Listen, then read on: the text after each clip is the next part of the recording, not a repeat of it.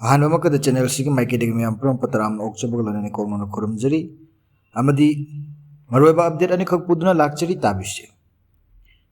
IDP सिंग ख्वाइदगी नकना चटमिनरिबा party दि BJP खक्तनी हाइने ए शर्दाना phongdokhre लोइना Sangai festival stall फमनिबा सिंग deposit हंजिनबगी pot योनबा ngamnakidre Hiram सिगी मतंगदा समलपा पाउदम खरा पुदुना लाक्चरी ताबिसे IDP सिंग ख्वाइदगी नकना चटमिनरिबा पार्टी दि BJP खक्तनी हाइने ए शर्दाना phongdokhre स्टेट असिद हौकिबा चही अनि हेनबगी ममांगदगी थोलखिबा मैतै अमसुंग कुकियनी की इरांग असिद लांजेनदुना हौजिक मयुमदा हंजिनबा ngamdaduna रिलीफ कैंप सिंगदा लैरिबा IDP सिंग हाइबदी इंटरनली डिस्प्लेस्ड पर्सन सिंगी ख्वाइदगी नकना अवा अना हंगनरगा चटमिनरिबा पार्टी असि BJP खक्तनी हाइना मतमदुदा लैंगाक पार्टी असिगी स्टेट प्रेसिडेंट अधिकारी मायुम शर्धा देवीना phongdokhre BJP मयांग इम्फाल मंडल सिंदुना मयांग इम्फाल थाना अवांग लेकाई आत्माबीर भारत संकल्प अभियान की मनुंग चन्न पांगथोखिबा विधानसभा सम्मेलन शर्धा देवीना वाफम सि phongdokhi मणिपुर लेजिस्लेटिव असेंबली की स्पीकर टी ऐछैतबर्त BJP की MLA कोंखाम रोबिंद्रो मयांग इम्फाल लौरेंबम रामेश्वर कैराव खोंबान ताबम इबोम चा लमलाई कराम श्याम लंगथबाल पाउनम ब्रोजेन वांगजिंग तेंथा केच रघुमनी उरिपोक टी रोबिंद्रो थांगा मसुंग असफउद्दीन जिरीबाम अमदी पार्टी की लुचिंग सिंगसु थौरम अदुदि यावखि BJP की मणिपुर प्रदेश की प्रेसिडेंट ए शर्धा देवीना हाई मणिपुर थोकलिबा इरांग असिगा तुंग लांजिनरिबा सिंग ख्वाइदगी नकना अवा अना ताथोक तासिन तौनरगा लैरिबा पार्टी दि BJP खक्तनी वाफम असिद गेट कदबा पार्टी थोगलउ चप चाबा रेकॉर्ड अमसुंग प्रूफ पीके महाकना हाई BJP ने लांजेनरिबी मिरोन बिसिंगतगी ओइबा अखनब रिलीफ कैंप अमा हांगदोकलगा पुना नुपी चामगा मौद्रा तरुक ना अंगांग चनीगा अमा तेक्ता कायदना उनखी कैंप अदुदा लमदम असिदा लैरिबा नुपी लुप कया लाक्तुन येंगबिरखी मतेंग पांगबिरखी अदुबु कांग्रेस पार्टी की ओइनसु नुपी की लैरिबा लुचिंगबी कया अदुना नोमता लाखिदे पॉलिटिकल पार्टी अमतगी मिहुत उखिदे महांगना हाइके इरांग असि थोलखरबा मतुंगदगी पार्टी की लैरिबा MLA कयाना अंगंबा थाक्ता मतेंग पांगदुना लाकली कंपटीशन तौरगदी IDP सिंगा यामना नकना कयाम लोइनखे हाइबा प्रेसिडेंट अमा ओइना मदुगी प्रमाण ओइबा ngamgani मियामगी सेंटिमेंट खंगना तुमिना थबक तौखिबनी शर्धान हाई मतम अदुदा लैखिबा BJP की गवर्नमेंट लौखिबा खोंगथांग अदुदी अचुंबनी अकोइबगी फल काहेंदनबा लौखटखिबा थबकनी कांग्रेस की मतमदा नाव चावहलंबा Kharna ngasi मियाम वाहलिबनी BJP na ngasi फावबा Manipur की मरुएबा थबक कयादा मांगजिन थादुना लागली प्राइम मिनिस्टर नरेंद्र मोदी की मिटिंग मखा मियाम मसा मसा की हाइथोय सिंथोयबा सिंग अदु उथोक्तुना मसाना मसा की सेंदाल लंबी अमा लहनबो होनहलि हाइना प्रेसिडेंट ए शर्धा देवीना phongdokhi थौरम अदुदा मयांग इम्फाल AC की MLA कोंखाम रोबिंद्रो हाई लमदम असिदा हौजिक थोकलिबा इरांग असि तुंग कोइबा मोंगदा तंगदु लैताबा पुरकनबा इरांग असि लोइसिनबा अखोय पुनमक पॉलिटिकल की ओइबा खेनबा अमत थमदना पुना संगसिनमिनबा चंगी अदुबो हौजिक फावबा इरांग असि लोइसिनबगी माइकैरोमदा चंगसिनबगी महत्ता अमगा हुनदुना लैरि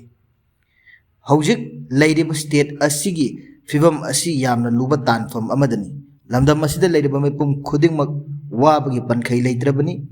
मरम अदुना हौजिक politics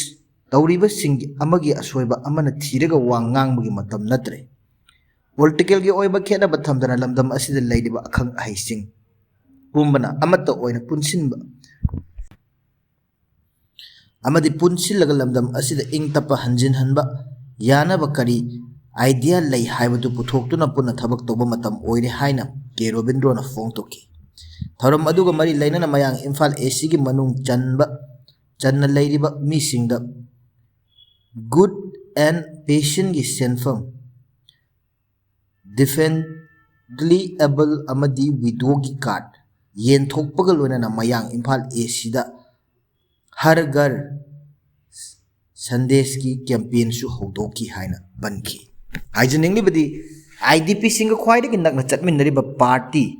asi BJP khaktani haina sharda na hairiba asi video sibu yengbiribe chilnaw singna chatminade haibadu comment mamam pibiramu amadi handak pangthokhiba Sangai Festival stall famliba sing deposit hanjinna pot yonba ngamna khidre haibagi matang su samlap pawda mama puduna lakchari tabisi Manipur lainga ki tourism department na sindun numit tarani chukna chathaba Manipur Sangai Festival ngasi Loisinkhre festival asida mi yengba lakpagi chang aduki matik nemkre stall hangdiba singsu deposit ki senpam phawba hanjinbagi pot yonna khidre ngasi loisinba fawda famkiba stall singdi mari lairaba department na lupa lising tara dagina lising kunthra phawba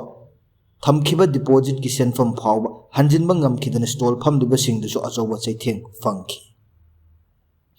main venue oiriba hapta kangjebungda punna stall chatruk lom semlaga thamki adubu government ki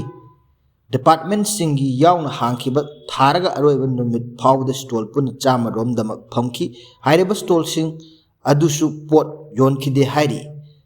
2023 gi May 3 dagi thorakiba Manipur gi irang maram oiraga lanjen naraktuna relief camp singda leiriba IDP singna Sangai Festival pangthok liba simak Manipur da irang leitre haibani maram aduna makhoi mayumda hanjilage government makhoibu hanjin hangadabani haina demand tawrakhibani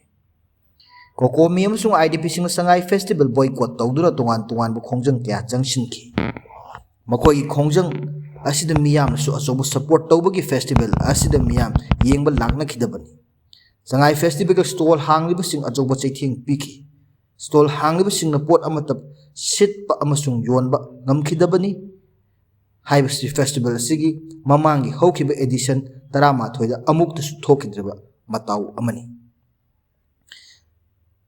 asumna festival asi hokhiba numit singda main venue yawn mafam kya da mi itak tak na chatharalu su mapani chanba numit ki numidang da Khumal Lampak Archery Stadium da pangthokiba Sangai Music Festival perform tawkiba English band blue gi isai taba lakba mi masingdi adumak yamna uki taraga nithoi suba Manipur Sangai Festival asigi ngasi aroiba numita Miss Sangai Festival su pangthoki Khumal Lampak Archery Stadium da chathaba Sangai Music Festival da India gi road band Girish and the Chronicles ki performance piki numidang athengba phawba chathakiba music festival aduda isai ba pamjaba mi kyana saruk yaduna isai tanaki amadi yengnaki Sangai Festival li chattaba duga Sangai Festival gi manungda pangthokpa isai budi harauna nungaina takiba ichilinaw singju festival asi tawribasi maram chai chade haibadu video sibu loiba phaw yengbirabagadi comments amam pibiyu amadi channel sibu nungsibiduna like share amadi support toba kawbigano haibag loina na matang suwai da tension jari